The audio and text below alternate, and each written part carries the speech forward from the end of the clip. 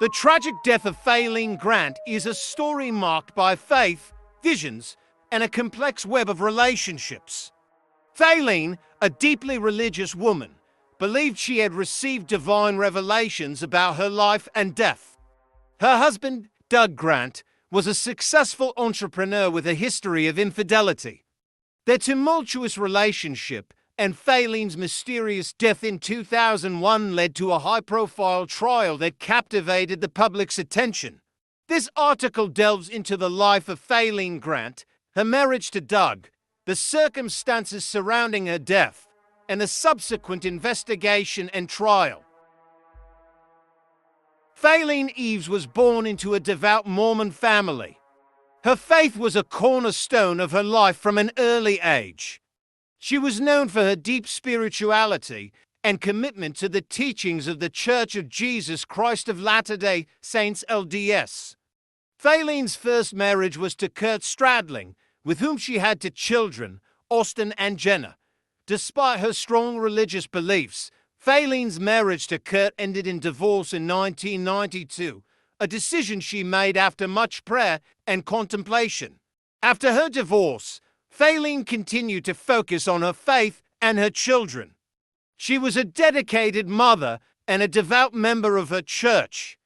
Her spiritual journey led her to believe that she received direct guidance from God, which influenced many of her life decisions. This deep connection to her faith would later play a significant role in her relationship with Doug Grant and the events leading up to her death. Faylene's life took a significant turn when she met Doug Grant at a gym in Phoenix, Arizona, in 1993. Both were single parents and shared a common religious background, which quickly brought them together. Their whirlwind romance led to marriage within months, and they soon had two sons together, adding to their blended family. Doug Grant was born into a close-knit LDS family in Pima, Arizona. He was the youngest of 4 children and was known for his charm and entrepreneurial spirit.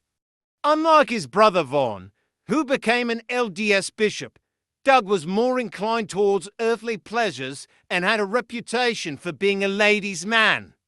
His early life was marked by a desire for success and adventure, which eventually led him to the world of business. Doug's first marriage ended in divorce, and he was raising his son as a single father when he met Faylene. His business acumen and charismatic personality helped him build a successful career in the nutritional supplement industry. He founded Optimal Health Systems and worked as a health and nutrition consultant for several NBA teams, including the Phoenix Suns. Despite his professional success, Doug's personal life was tumultuous. His infidelity and prolonged absences from home strained his marriage to Faylene. Their relationship was marked by ups and downs, with Doug's extramarital affairs causing significant tension. This pattern of behavior would later become a focal point in the investigation into Faylene's death. Doug and Faylene's marriage was a blend of deep religious faith and personal challenges. They were both committed to their family and their faith, but Doug's infidelity created a rift between them. Faylene's belief in divine guidance led her to forgive Doug multiple times, hoping to rebuild their relationship. Despite their efforts, the strain became too much, and they divorced in 2000. However, their story didn't end there. Faylene claimed to have received a vision from God instructing her to remarry Doug. This revelation led to their reconciliation and a second marriage in 2001. Faylene's faith played a crucial role in their decision to reunite, as she believed it was part of God's plan for her life. Their second marriage was marked by a renewed commitment to each other and their faith. They even went on a second honeymoon to Utah's Timpanogos National Park. However, this trip would be marred by a near-fatal accident that left Faylene badly bruised. Despite the challenges, Faylene remained steadfast in her belief that their marriage was divinely ordained. Faylene's faith was a defining aspect of her life. She believed that God communicated with her directly, providing guidance and revelations about her future. This deep spiritual connection influenced many of her decisions, including her reconciliation with Doug. Faylene's visions were well documented in her journals, where she wrote about her belief that she would die young as part of God's plan. In one of her journal entries, Faylene wrote about a vision she had in the San Diego Mormon temple, where she claimed God instructed her to remarry Doug. This vision was a turning point in their relationship, leading to their second marriage. Faylene's unwavering faith in these divine revelations shaped her actions and decisions, even as her marriage faced significant challenges. Faylene's belief in her impending death was another significant aspect of her faith. She often spoke about her desire to go to the celestial kingdom, the Mormon version of heaven. Her family and friends were aware of her visions, as she even wrote letters to her loved ones, expressing her belief that she would die soon. This deep conviction would later become a crucial element in the investigation into her death. Despite their renewed commitment, Doug and Faylene's second marriage was not without its troubles. Doug's history of infidelity continued to cast a shadow over their relationship. Faylene's faith and visions provided her with a sense of purpose, but they also created a complex dynamic in their marriage. Doug's business commitments often kept him away from home, adding to the strain. Faylene's near-fatal fall during their second honeymoon was a significant event that further complicated their relationship. She was badly injured and required medication to manage her pain. This incident, combined with her visions of death, created a sense of foreboding that loomed over their marriage. Despite these challenges, Faylene remained committed to her faith and her belief in their divine union. Their second marriage lasted less than a year, and during this time, Faylene's visions became more frequent and intense. She continued to write about her belief that she would die young and that Doug should marry his ex-girlfriend, Hilary DeWitt, after her death. This unusual request added another layer of complexity to their already troubled relationship. During their second honeymoon in Utah's Timpanogos National Park, Faylene experienced a near-fatal fall. While hiking, she claimed to have seen Jesus in the clouds before falling down a 60-foot cliff face. Miraculously, she survived the fall with only minor injuries, thanks to a large tree that cushioned her descent. This incident left her badly bruised and in need of medical attention. The fall was a significant event that added to the sense of foreboding surrounding Faylene's life. She believed it was a sign from God and wrote about the experience in her journal. Despite the physical pain, Faylene remained steadfast in her faith and continued to believe in her divine purpose. After returning home, Faylene was prescribed muscle relaxers and Ambien to manage her pain. She was instructed not to take both medications at the same time, but this advice would later become a critical point in the investigation into her death. The fall and its aftermath created a sense of unease that permeated their lives, leading to the tragic events that would soon unfold. Hilary DeWitt was a significant figure in Doug and Faylene's lives. She was a 19-year-old receptionist at Doug's company and had a close relationship with both Doug and Faylene. Despite the age difference, Hilary and Doug developed a romantic relationship during Doug and Faylene's separation. Faylene was aware of this relationship and even struck up a friendship with Hilary. Faylene's visions included instructions for Doug to marry Hilary after her death. In a letter written shortly before her death, Faylene expressed her desire for Hilary to become the mother of her children.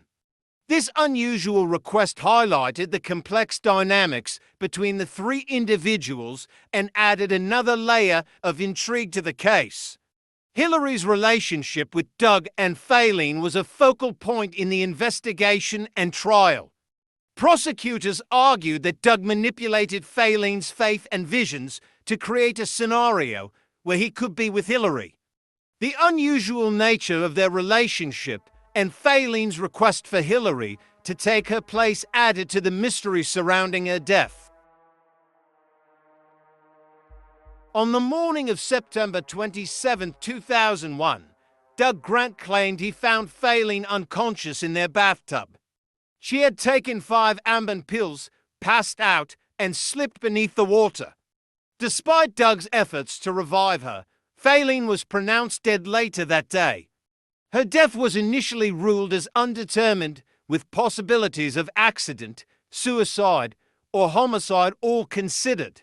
Faylene's death was a shock to her family and friends, who were aware of her visions and her belief in her impending demise. The circumstances surrounding her death were suspicious, given her recent fall and the medications she was taking. Doug's behavior in the aftermath of her death also raised questions, as he quickly remarried Hilary to it just 3 weeks later. The mysterious nature of Faylene's death and the unusual circumstances surrounding it led to a thorough investigation by the authorities. The case garnered significant media attention, with many questioning whether Faylene's death was a tragic accident, a deliberate suicide, or a calculated murder. The 911 call made by Doug Grant on the morning of Faylene's death was a critical piece of evidence in the investigation. In the call, Doug reported finding Faylene unconscious in the bathtub and attempted to perform CPR. However, his actions during the call and his failure to immediately seek help raised suspicions. Investigators noted that Doug's behavior during the call was inconsistent with someone trying to save their spouse's life. He did not call 911 immediately upon finding Faylene and instead attempted to revive her himself. This delay in seeking help was a key point of contention in the trial, as prosecutors argued that it demonstrated a lack of urgency and concern. The 911 call, combined with Doug's actions in the aftermath of Faylene's death, added to the suspicion surrounding the case. The investigation would soon uncover more evidence that would lead to Doug's arrest and trial for manslaughter. The investigation into Faylene's death was complex and multifaceted. Authorities examined the circumstances surrounding her fall, her use of medication, and her relationship with Doug and Hilary. The initial ruling of her death as undetermined left many questions unanswered, prompting a thorough examination of all possible scenarios. Investigators focused on Doug's behavior and actions leading up to and following Faylene's death. His quick remarriage to Hilary and his history of infidelity were key points of interest. The letters and journal entries written by Faylene, which detailed her visions and belief in her impending death, were also scrutinized. The investigation revealed several inconsistencies in Doug's account of the events. His failure to immediately call 911, his handling of the medications, and his behavior during the 911 call all raised red flags. These findings, combined with the unusual nature of Faylene's visions and her relationship with Hilary, led authorities to believe that foul play may have been involved. One of the primary motives explored by investigators was financial gain. Doug stood to collect $300,000 in life insurance as the sole beneficiary of Faylene's policy. Additionally, there were concerns about potential child support and spousal maintenance payments if Faylene had left him again. These financial incentives added to the suspicion that Doug may have had a motive to harm Faylene. Another motive considered was Doug's desire to be with Hilary. Prosecutors argued that Doug manipulated Faylene's faith and visions to create a scenario where he could be with Hilary without facing the consequences of divorce. Faylene's letters and journal entries, which expressed her belief that Hilary should take her place after her death, supported this theory. The combination of financial incentives and Doug's relationship with Hilary provided a compelling motive for investigators. These factors, along with the suspicious circumstances surrounding Faylene's death, led to Doug's arrest and charges of manslaughter. Doug Grant was arrested and charged with manslaughter in connection with Faylene's death. The prosecution argued that Doug's actions demonstrated recklessness and a lack of concern for Faylene's well-being. They contended that he manipulated her faith and visions to create a scenario where her death appeared to be a tragic accident or suicide. The charges against Doug were based on the evidence gathered during the investigation, including his behavior during the 911 call, his handling of the medications, and the financial motives. The prosecution also highlighted the unusual nature of Faylene's visions and her relationship with Hilary as key elements of their case. Doug's arrest and subsequent trial garnered significant media attention, with many following the case closely. The trial would ultimately reveal more details about the events leading up to Faylene's death and the complex dynamics between Doug, Faylene, and Hilary. The prosecution presented several pieces of evidence to support their case against Doug Grant. One of the key pieces of evidence was the 911 call, which demonstrated Doug's delayed response in seeking help for Faylene. His behavior during the call and his failure to immediately call 911 were used to argue that he was not genuinely trying to save her. Another critical piece of evidence was the medication prescribed to Faylene. Investigators found that Doug had filled the prescription for Ambien, despite being advised not to. The combination of muscle relaxers and Ambien was dangerous, and the prosecution argued that Doug's actions in handling the medication demonstrated recklessness. The financial motives were also a significant part of the evidence against Doug.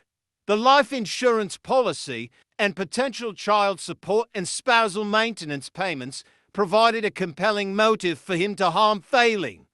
Additionally, the letters and journal entries written by Faylene, which detailed her visions and belief in her impending death, were used to argue that Doug manipulated her faith to create a scenario where her death appeared to be a tragic accident or suicide. The trial of Doug Grant was a high-profile case that captivated the public's attention. The prosecution presented their evidence, arguing that Doug's actions demonstrated recklessness and a lack of concern for Faylene's well-being. They contended that he manipulated her faith and visions to create a scenario where her death appeared to be a tragic accident or suicide. The defense argued that Faylene's death was either a deliberate act of suicide or a bizarre accident. They highlighted her deep faith and belief in her impending death, suggesting that she may have taken her own life as part of her divine plan. The defense also pointed to the lack of physical evidence linking Doug to a deliberate act of murder. Ultimately, the jury found Doug Grant guilty of manslaughter. The decision hinged on the concept of recklessness, with the jury concluding that Doug's failure to promptly seek help for Faylene demonstrated a lack of concern for her well-being. Doug was sentenced to 5 years in prison, a decision that left many questions about the true nature of Faylene's death unanswered. Throughout the trial, Doug Grant maintained his innocence. He claimed that Faylene's death was a tragic accident and that he had done everything he could to save her. Doug's testimony highlighted his love for Faylene and his belief in her visions. He argued that he had followed her wishes and tried to honor her faith. Doug's defense also included testimonials from friends and family who supported his version of events. They described him as a loving husband and father who was deeply affected by Faylene's death. These testimonials were used to argue that Doug had no motive to harm Faylene and that her death was a result of her own actions and beliefs. Despite these testimonials, the jury ultimately found Doug guilty of manslaughter. The decision was based on the evidence presented by the prosecution, which demonstrated a pattern of recklessness and a lack of concern for Faylene's well-being. The death of Faylene Grant remains a complex and tragic case marked by faith, visions, and a web of relationships. Faylene's deep spirituality and belief in divine guidance shaped her life and her decisions, ultimately leading to her mysterious death. Doug Grant's actions and behavior in the aftermath of her death raised significant questions and suspicions, leading to his conviction for manslaughter. The case highlighted the challenges of navigating the intersection of faith, personal relationships, and legal proceedings. Faylene's visions and her belief in her impending death added a unique and complicated dimension to the investigation and trial. Despite the conviction, many questions about the true nature of Faylene's death remain unanswered, leaving a lasting impact on those who knew her and followed the case.